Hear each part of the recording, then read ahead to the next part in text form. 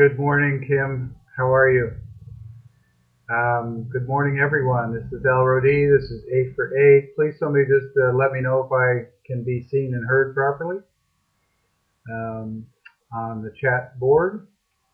And this is Al Rodi. This is 8 for 8. I'm in beautiful downtown Halifax on an overcast but not yet rainy day. Thank you, Kim.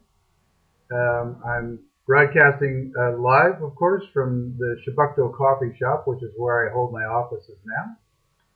And I'm so grateful to Mike McGinnis. If you happen to be in Halifax, please come down and patronize his establishment. He has great coffee, and the owner of the coffee shop is Mike McGinnis. So today I want to talk about conflict resolution and how that shows up in all of our lives, how conflict shows up in all of our lives, and how what are some ways that we can act in order to resolve conflict.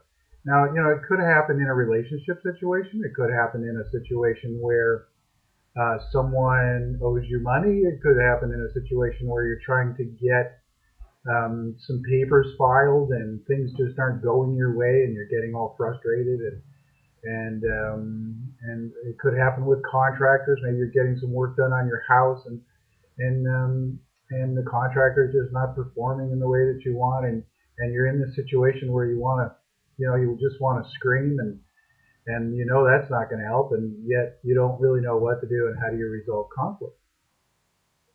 And so it always comes back to, in this case, I'm going to talk about Ho'oponopono because I think the idea is that it always comes back to everyone out there is perfect and that they're bringing you perfect information. And so that perfect information, where is it coming from? It's coming from higher power, from the divine creator, from God. And if that's the case, then it's information that you want to recognize, be aware of, notice, listen to, even if it doesn't feel good in the moment. God can only speak to us through our emotions. It doesn't come through our intellect. And so when we feel bad, we're getting a message that says, you're not paying attention. You're not in spirit. You're not inspired. And so when you have conflict with someone else, whether it's a spouse or children or a contractor or whatever it is, you're not feeling good. And it has really very little to do with the other person out there. In fact, the other person is bringing you the perfect information from God that says, you're not feeling good. I'm bringing you this information, this energy that wants to be healed. And so then you have to ask yourself this question, well, what is it inside me? You're not really looking for an answer, but you can ask yourself this question. It gives you a moment of pause. What is it inside me that needs to heal? That this information is coming to me right now, right here, right now. And how do I resolve it? Well, the first thing that I always do, and from the moment I wake up to the moment I go to sleep and through the day, when I remember, is to clean through Ho'oponopono. I often put my hands together in the sign of infinity, like that. So we've got finger and the thumb together as hello, and then we put that together in the sign of infinity. And I say, I love you, I'm sorry, please forgive me, thank you.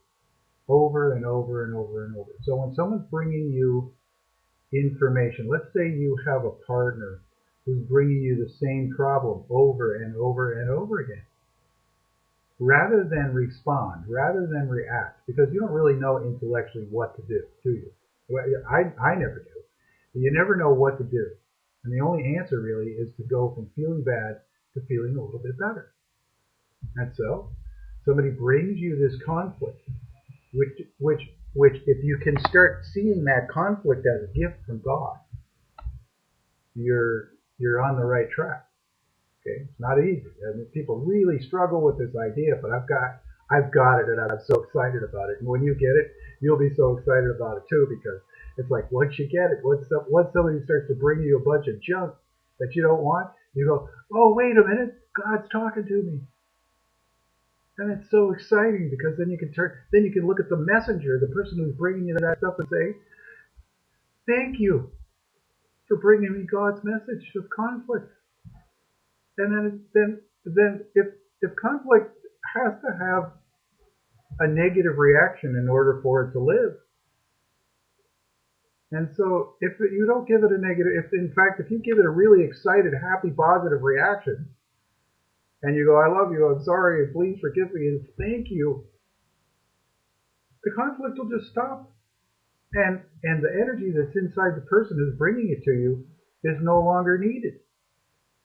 Because you get the message. Okay? So this is how you resolve conflict. It's very simple. I love you, I'm sorry, please forgive me, and thank you. You don't have to say it out loud, and certainly don't use it as a hammer. You know, if somebody comes up to you and starts to natter at you, one of your children will bring you the same energy over and over and over, and that energy will come back to you. It'll come back to you over and over and over in the same feeling. May not be the same exact circumstances, but it'll come back to you in the same feeling over and over and over again. And if you recognize it as a gift, as the gift that it truly is, it'll stop coming. But if you react to it in a similarly negative reaction, as you always do, otherwise it wouldn't keep coming back to you, then it's going to come back to you the next time, and the next time, and the next time, until finally you say, oh, wait a minute, you know, trying to solve the same problem with the exact same solution when it doesn't work is kind of foolishness, right? So they bring you negative. This is all about conflict resolution. It doesn't matter who's bringing you the negative information. It doesn't matter what the negative information is.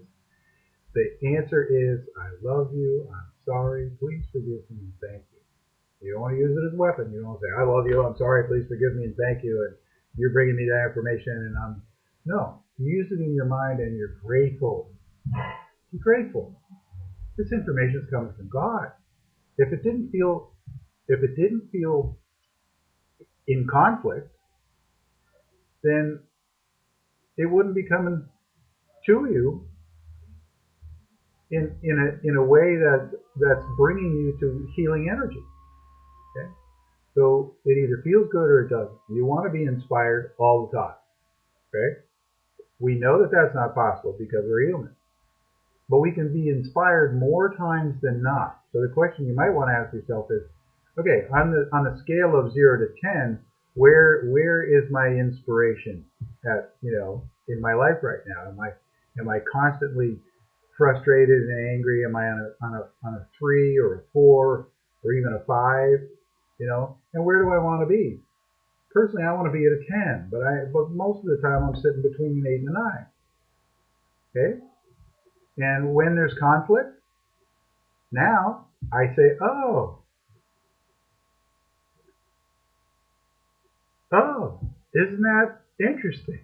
Here comes some conflict. Wow, God's talking to me. Thank you. I love you. This has been Al Rodee. This has been 8 for 8. It's a particularly exciting topic for me this morning. And we're not going to do any tapping today because we're out of time. We don't have a date yet, but we have confirmation from Rebecca Marina that she's going to be coming on as a guest speaker. And I'm out there looking for new guest speakers. Thank you so much for those few of you who have responded to our survey. And we'd love to have more responses. And I'm taking the information that I do have and starting to make some changes. And you'll see those changes implemented over the next 3 or 4 weeks. And thank you. I love you. I'm sorry. Please forgive me. And thank you.